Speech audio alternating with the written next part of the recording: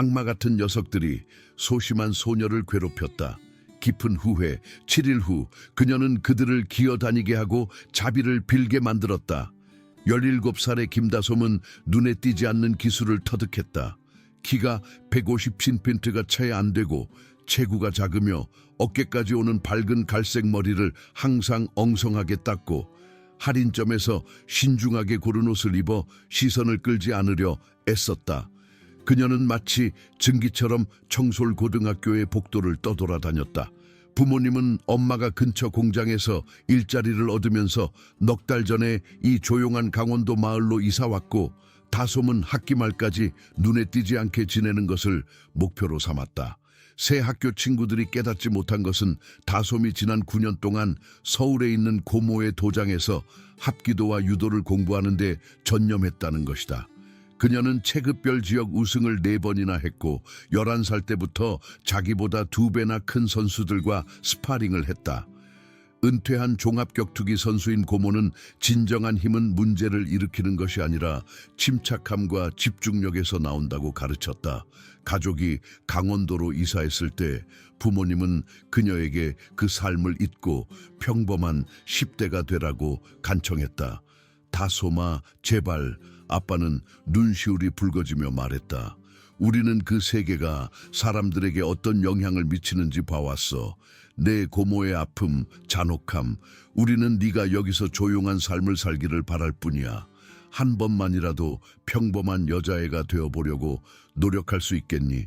다솜은 부분적으로는 싸움꾼이라는 꼬리표가 싫었고 부분적으로는 진정으로 평범한 10대의 삶이 어떤 것인지 알고 싶었기 때문에 동의했다. 그녀는 도복을 넣어두고 연습에 대한 이야기를 멈추고 자신의 기술을 완전히 숨기겠다고 약속했다. 낡은 캔버스 가방의 냄새는 여전히 남아있었다. 문제는 청솔고등학교에 다닌 지 3주째 되는 날 시작되었다. 학교는 전형적인 한국의 작은 마을 학교였다. 회색 벽돌 건물, 메마른 잔디밭, 그리고 어디에나 존재하는 것 같은 이상한 집단들의 혼합이 있었다. 다솜은 재빨리 사회적 질서를 파악했다. 급식실을 장악한 유행을 따르는 아이들, 체육관에서 사는 운동부 아이들, 도서관을 점령한 똑똑한 아이들, 그리고 그저 버티려고 애쓰는 나머지 사람들. 슬프게도 그녀는 또한 괴롭히는 사람들을 보았다. 차도지는 중학교 때 전성기를 맞이했고 그 순간을 가능한 한 오래 붙잡으려고 애쓰는 부류의 사람이었다. 20살인 그는 작년에 졸업했어야 했지만 성적 불량으로 유급된 고참이었다. 그는 키가 작고 어깨가 좁으며 도전을 받아본 적이 없는 사람에게서 나오는 거만한 태도를 가지고 있었다. 그의 두 조력자는 똑같이 잊혀지기 쉬웠다. 말더듬이가 심하고 도진의 농담에 너무 많이 낄낄거리는 마른 아이 박민준과 도진을 중요하게 느끼게 하는 데만 사는 것 같은 뚱뚱한 아이 최성민. 그들의 첫 만남은 수요일 점심시간에 일어났다. 다솜은 구석 테이블에 혼자 앉아 샐러드를 먹으며 조용히 책을 읽고 있었는데 도진의 그림자가 그녀의 테이블을 덮었다. 그의 값싼 향수 냄새가 공기를 가득 채웠다. 여기 누가 있나 볼까? 도진은 묻지도 않고 그녀 맞은편 자리에 앉으며 말했다. 민준과 성민은 경비병처럼 그의 뒤에 서 있었다. 네가 전학생이지, 그렇지? 전라도에서 오네? 다솜은 책에서 눈을 들어 도진의 눈에 있는 불쾌한 표정을 즉시 알아차렸다. 그녀는 그것을 너무나 많이 봐왔다. 쉽다고 생각하는 상대를 찾은 사람의 표정. 저는 다솜이에요. 그녀는 부드럽게 말하며 책을 덮었다. 그리고 네, 전라도에서 왔어요.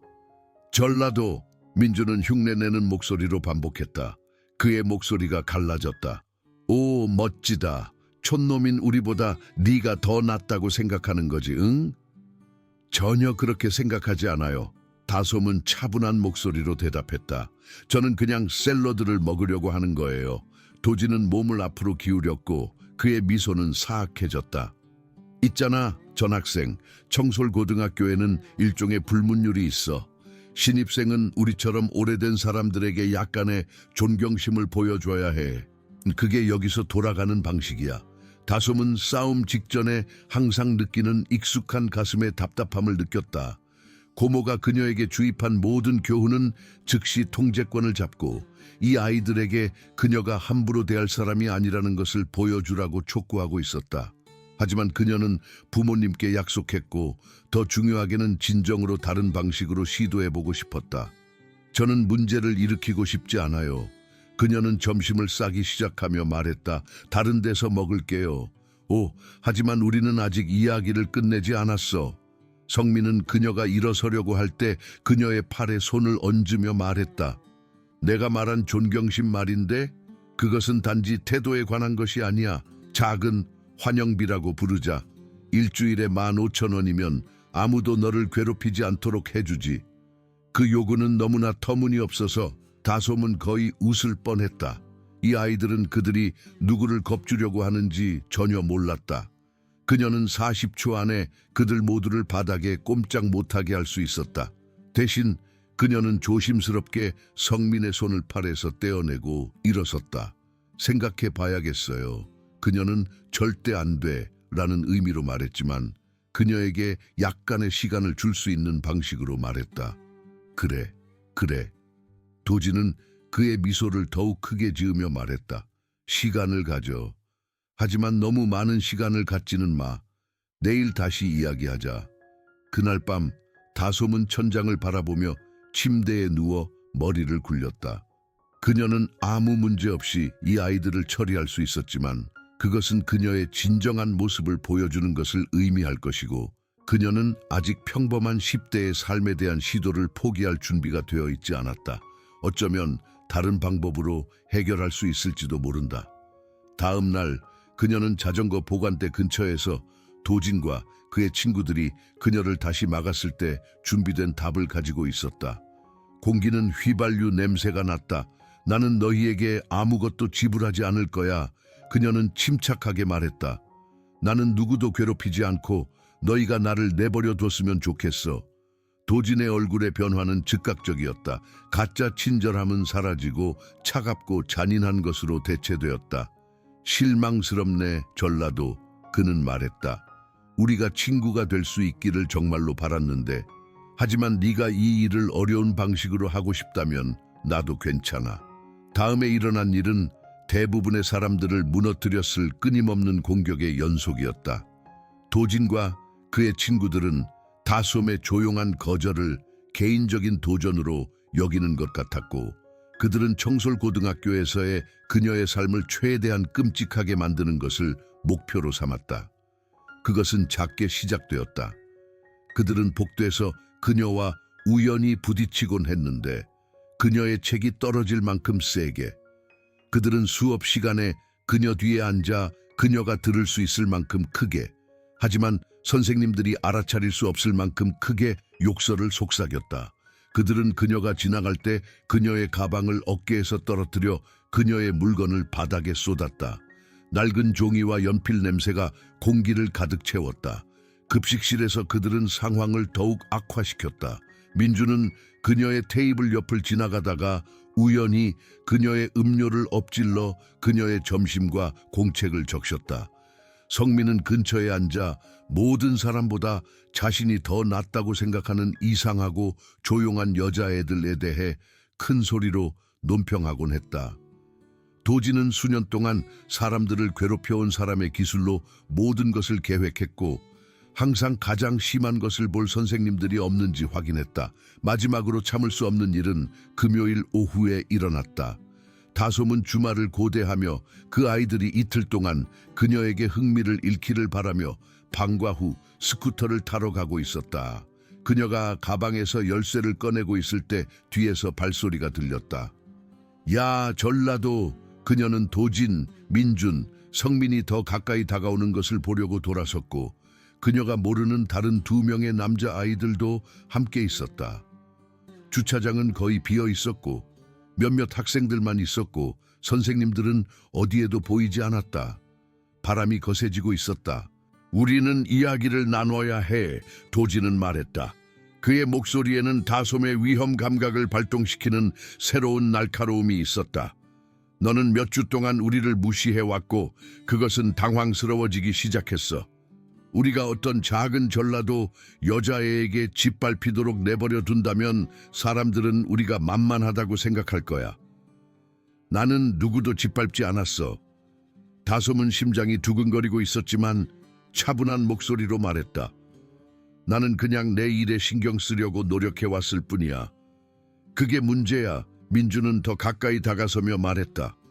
내 일은 이제 우리 일이야. 누군가가 우리 마을로 이사와서 우리 학교에 다니고 그런 다음 우리 규칙을 따르는 것이 너무 좋지 않다고 행동하면 그것은 우리 문제가 돼. 그는 초조하게 손가락 마디를 꺾었다. 그녀가 모르는 남자아이 중 한 명, 기름진 머리를 가진 키가 작은 아이가 입을 열었다. 어쩌면 그녀는 예절 교육이 필요할지도 몰라. 다솜의 마음은 상황을 파악하며 빠르게 돌아가고 있었다.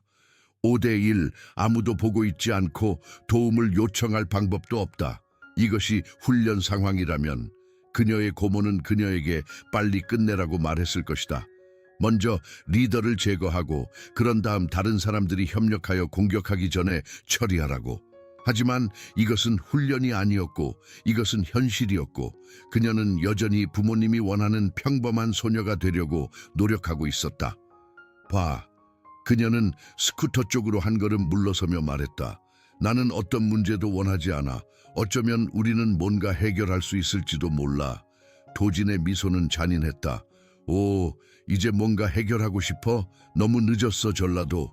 너는 이 일을 쉽게 할 기회가 있었어. 그는 다른 사람들에게 고개를 끄덕였고 그들은 그녀를 둘러싸고 원을 만들기 시작했다. 다솜은 그녀의 훈련이 자동으로 시작되는 것을 느꼈다. 그녀는 각 남자아이의 위치, 그들의 균형, 그들의 잠재적인 움직임을 알아차렸다. 민주는 주머니에 손을 넣고 있었고 아마도 무언가를 가지고 있을 것이다. 성민은 오른쪽 다리에 기대고 있었고 아마도 오래된 부상일 것이다. 두 명의 낯선 사람들은 안절부절 못하고 있었고 아마도 이런 종류의 상황에 익숙하지 않을 것이다. 여기서 일어날 일은 이거야. 도진은 그의 휴대폰을 꺼내며 계속 말했다. 우리는 너와 함께 약간의 재미를 가질 거고 나는 그것을 촬영할 거야.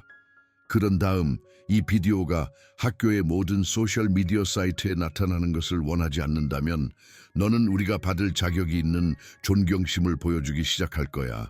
일주일에 7만 5천 원부터 시작해서. 촬영에 대한 언급은 다솜의 피를 차갑게 만들었다. 그녀는 당황스러운 비디오의 희생자가 된 아이들에게 무슨 일이 일어났는지 봐왔다. 그것이 항상 그들을 따라다니고 그들의 삶을 망치고 때로는 심지어 그들 자신을 해치고 싶게 만드는 것을, 그녀의 부모님이 그녀가 그렇게 굴욕당하는 것을 보는 것은 어떤 신체적 해보다 더 나빴다. 하지만 여전히 그녀는 그것을 막기 위해 한 번 더 시도했다. 제발. 그녀는 그녀의 목소리가 얼마나 약하게 들리는지 싫어하며 말했다. 지불할게요. 그냥 여기가 아니라 이렇게는 아니에요. 너무 늦었어. 도진은 그의 휴대폰을 들며 말했다. 이야기할 시간은 끝났어. 얘들아, 우리 새 친구가 그녀의 자리를 이해하도록 도와줘. 공기가 무거워졌다. 성민이 먼저 움직여 그녀의 가방을 잡으려고 했다. 바로 그 순간 그의 손이 그녀의 가방에 닿고 도진의 휴대폰이 녹음을 시작하면서 다솜 안에 무언가가 부서졌다. 몇 주 동안 괴롭힘을 당한 모든 것, 모든 수치심, 그녀가 억눌러온 모든 두려움과 분노가 쏟아져 나왔다. 하지만 그보다 더 그녀는 평범해지려는 시도가 실패했다는 것을 깨달았다. 이 아이들은 결코 그녀를 내버려 두지 않을 것이고 결코 그녀를 이용할 사람 이상으로 보지 않을 것이다. 그녀는 부모님이 그녀가 되기를 원했던 사람이 되려고 노력했지만 때로는 세상이 당신이 누구인지 선택하도록 내버려 두지 않는다. 내 가방에서 손 놔. 그녀는 완전히 변한 목소리로 말했다. 몇 달 동안 사용해온 부드럽고 불확실한 어조는 사라졌다. 이 목소리는 날카롭고 통제되고 완전히 자신감이 넘쳤다. 성민은 웃으며 더 세게 잡았다. 아니면 어쩔 건데 꼬마 아가씨? 엄마한테 울면서 달려갈 거야? 다음에 일어난 일은 김다솜이 실제로 누구인지에 대한 모든 사람의 생각을 충격에 빠뜨렸다. 한 번의 부드러운 움직임으로 다솜은 두 손으로 성민의 손목을 잡고 옆으로 비켜서서 그의 체중을 이용하여 그를 엉덩이 위로 던졌다. 그는 바닥에 세게 부딪혔고 그의 폐에서 큰 소리로 숨이 빠져나갔다. 아무도 반응하기 전에 그녀는 주머니에서 무언가를 꺼내려고 하는 민준 쪽으로 몸을 돌렸다. 그녀의 오른손은 완벽한 손바닥치기로 뻗어 그의 가슴을 쳤다.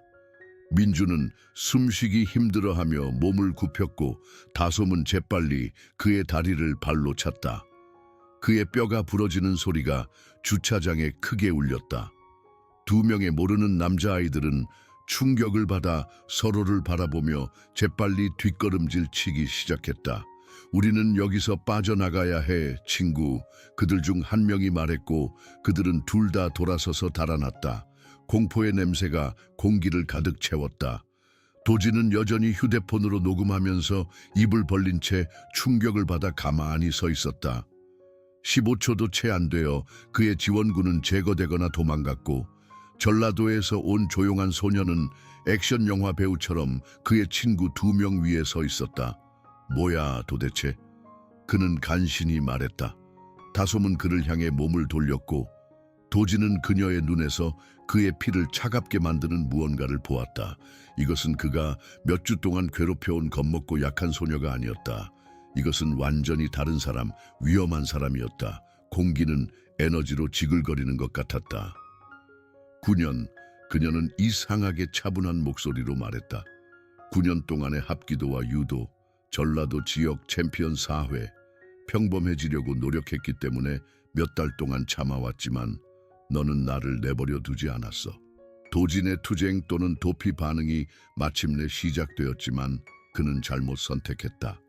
도망가는 대신 그는 그녀를 이길 수 있을 것이라고 생각하며 그녀에게 달려들었다. 다솜은 그의 서투른 돌진을 쉽게 피하고 그의 팔을 잡고 간단한 던지기를 사용하여 그를 바닥에 쓰러뜨렸다.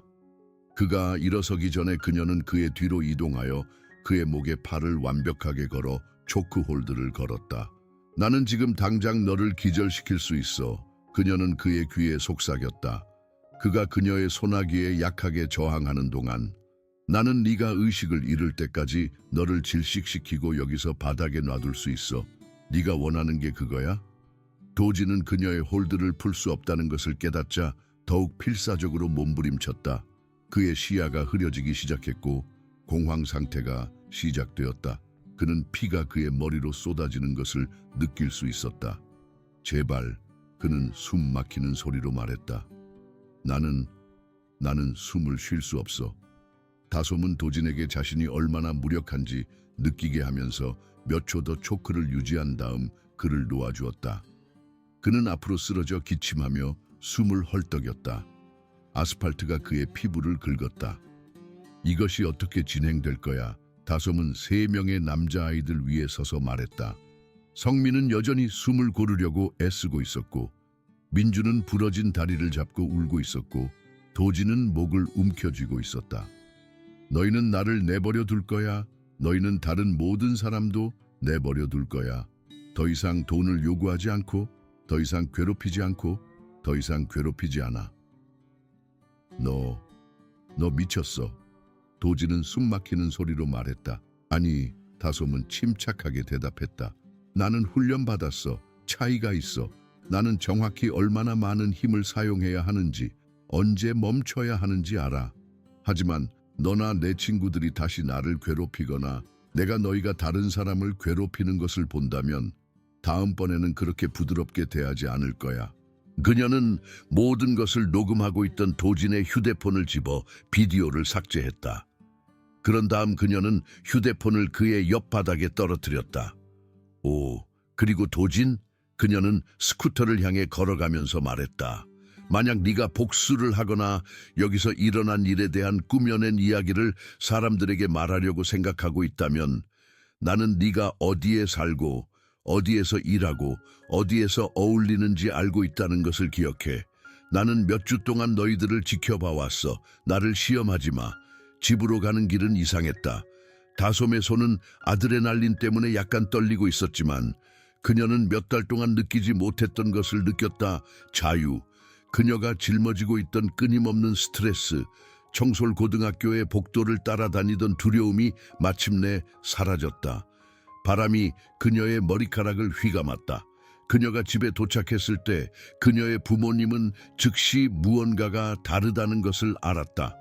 그녀의 걸음걸이에는 자신감이 있었고 그녀의 눈에는 그들이 강원도로 이사한 이후로 보지 못했던 침착함이 있었다.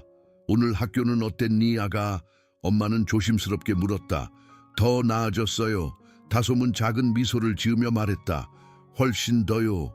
그 주말 그녀는 이사 이후 처음으로 훈련 장비를 꺼냈다. 월요일 아침 그녀는 감추고 있던 헐렁하고 볼품없는 옷 대신 자신에게 잘 맞는 옷을 입고 머리를 높이 들고 청솔 고등학교로 걸어 들어갔다. 학교의 분위기의 변화는 즉각적이고 엄청났다. 주차장에서 일어난 일에 대한 소문은 주말 동안 퍼져나갔고 다솜이 레슬링 팀의 절반을 혼자서 상대했다고 전해질 때까지 커졌다.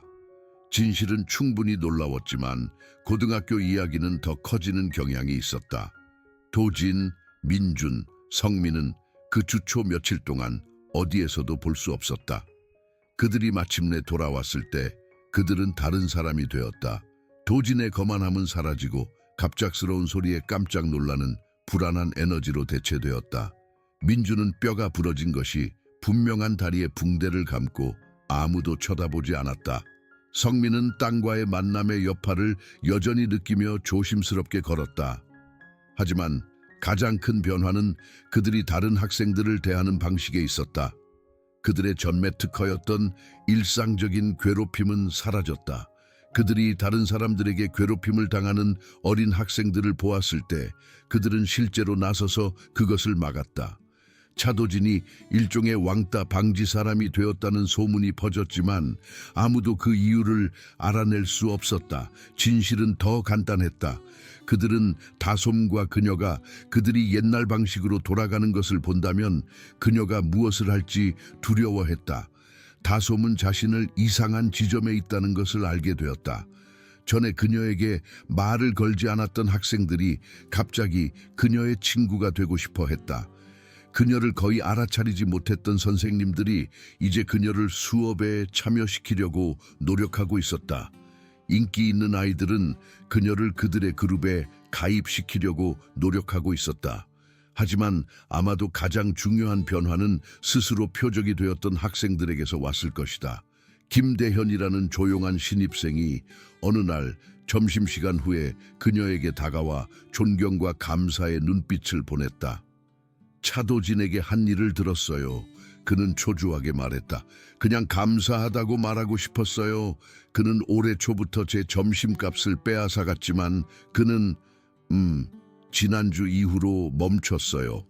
비슷한 이야기가 한 주 내내 일어났다. 여자아이, 남자아이들이 그녀에게 다가와 그들의 고통을 멈춰준 것에 대해 감사했다.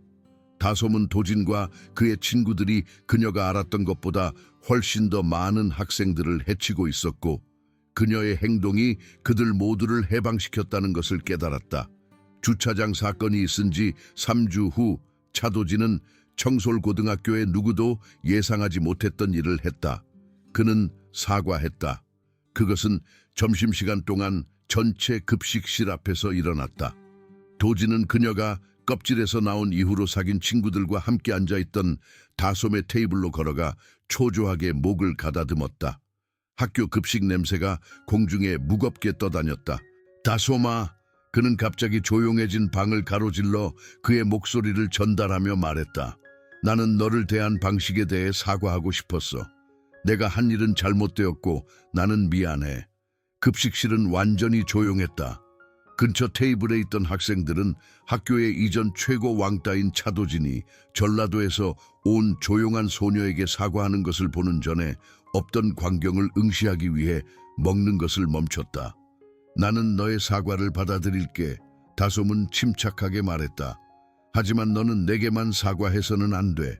너는 네가 상처 입힌 모든 사람에게 사과해야 해. 도지는 부끄러움과 죄책감으로 얼굴을 붉히며 고개를 끄덕였다. 내 말이 맞아. 나는 내가 어떤 사람이었는지에 대해 많이 생각해왔고 나는 내가 보는 것을 좋아하지 않아.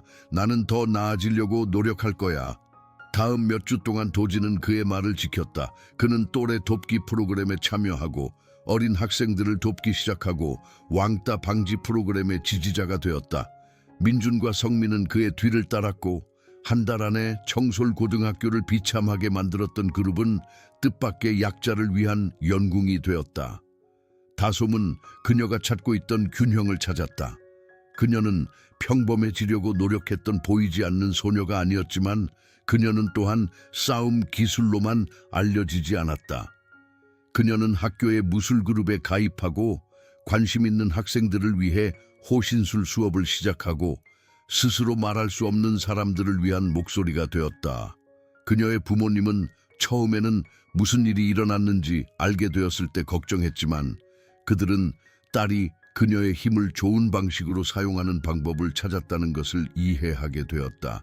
그녀는 싸움을 찾고 있지 않았지만 더 이상 자신이나 다른 사람을 위해 일어설 필요가 있을 때 두려워하지 않았다.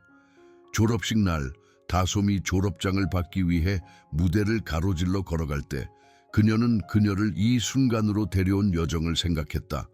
그녀는 때로는 다르게 될지 말지를 선택할 수 없다는 것을 배웠다. 때로는 세상이 그 선택을 당신을 위해 만든다. 하지만 당신은 당신의 차이점을 사용하는 방법을 선택할 수 있다. 돕기 위해 또는 해치기 위해, 다른 사람을 들어 올리기 위해 또는 무너뜨리기 위해. 차도진도 그날 졸업했는데 여름 학교와 지역사회 봉사를 통해 실패한 수업을 만회했다. 그들이 졸업식 후에 서로를 지나칠 때 그는 멈춰서 그의 손을 내밀었다. 태양이 아스팔트를 내리쬐었다. 고마워. 그는 간단하게 말했다. 내가 어떤 사람이 되어가고 있는지 보여주고 더 나아질 기회를 줘서. 다솜은 그의 손을 잡고 미소 지었다. 우리 모두 실수를 해, 도진. 중요한 것은 그것으로부터 배우는 거야. 몇 년 후 다솜은 무술교사이자 청소년 상담가가 되어 문제 청소년들이 분노와 좌절감을 좋은 방식으로 사용하는 것을 돕게 되었다. 도진은 사회복지사가 되어 그의 삶을 고등학교에서 저지른 실수를 피하도록 돕는 데 바쳤다. 하지만 그 순간 졸업장을 손에 들고 청솔고등학교 주차장에 서 있는 그들은 삶의 가장 중요한 교훈 중 하나를 배운 두 명의 10대일 뿐이었다. 진정한 힘은 다른 사람을 통제하는 것이 아니라 그들을 보호하는 것에 있다는 것을. 그리고 때로는 조용한 사람들이 결코 과소평가해서는 안 될 사람들이다.